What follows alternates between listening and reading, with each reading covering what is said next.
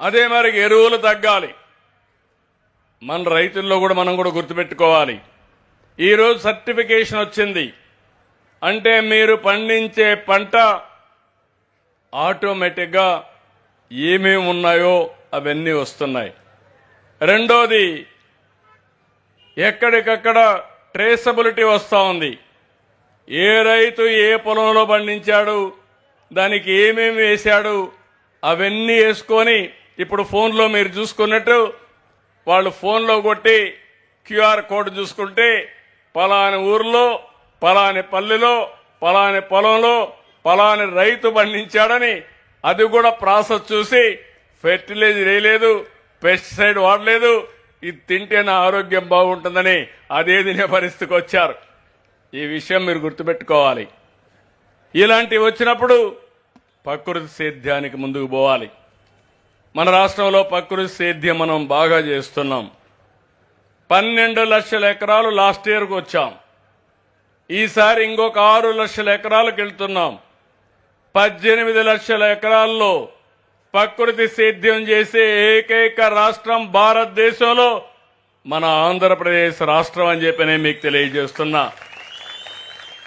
నేను ఎప్పుడూ 14-15 ముఖ్యమంత్రి వచ్చినప్పుడు అప్పుడైనప్పుడే పాలేకర్ అయితే ఇదే మరిగా ఆయన ఒక పద్మశ్రీ అవార్డు తీసుకొని ప్రకృతి సేద్యాన్ని ప్రమోట్ చేస్తా ఉంటే ఆయన్ని పిలిపించి మొత్తం చేశాం.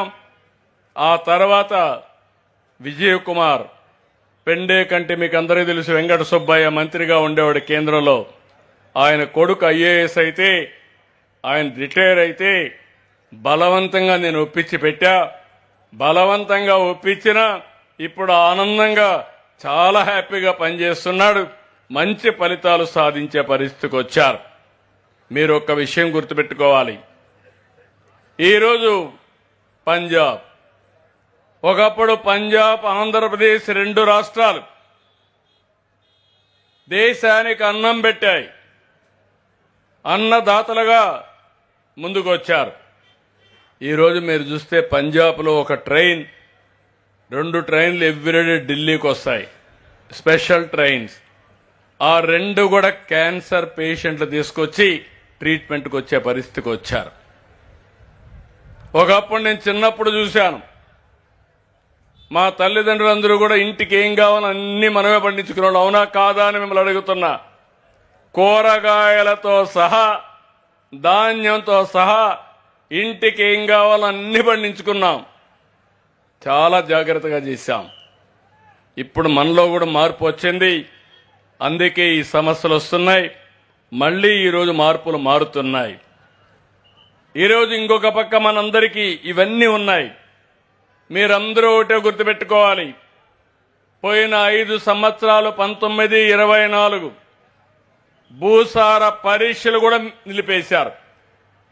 నేను ముఖ్యమంత్రిగా ఉన్నప్పుడు సమైక్య ఆంధ్రప్రదేశ్లో భూసార పరీక్షలు పెట్టి భూసార పరీక్షల ఆధారంగా మైక్రో న్యూట్రియంట్స్ ఇచ్చి తర్వాత ఏదైనా బ్యాలెన్సింగ్ ఉంటే ఇస్తున్నాం.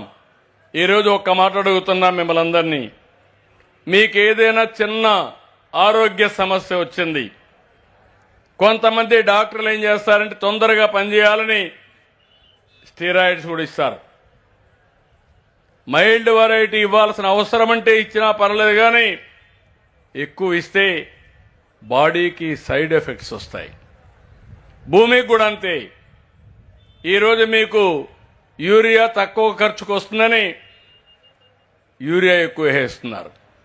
అది ఎవరు చెప్తే వేస్తున్నారంటే ఆ షాప్ వాళ్ళు చెప్తే వేస్తున్నారు. అంటే దీనికి ఒక శాస్త్రీయత లేదు. ఇప్పుడు మనం అందరం కూడా బ్రహ్మాండంగా టెక్నాలజీ ఏజ్లో ముందుకు పోతున్నాం. నేనే టెక్నాలజీ ప్రమోట్ చేశాను. ఈ సెల్ ఫోన్లు వచ్చినప్పుడు నన్ను అందరూ ఎగతాళి చేశారు. ఈరోజు సెల్ ఫోన్ లేని వాళ్లే లేరు. అందుకే దీనికి విరుగుడు మార్గం మీకు ఒకటే చెప్తున్నా. ఎప్పటికప్పుడు అగ్రి లిటరేచర్ని కొత్త విధానాలన్నీ కూడా రైతు దగ్గరికి తీసుకురావాలి. సర్టిఫికేషన్ అంటే ఏంటి, ట్రేసబిలిటీ అంటే ఏంటి, ఏ పంట డిమాండ్ పెరుగుతా ఉంది, మార్కెట్లో ఇంటెలిజెన్స్ ముందుగానే తెప్పించుకోవడం, అనలిటిక్స్ తీయడం, ఒకటి ఆహారపు అలవాట్లు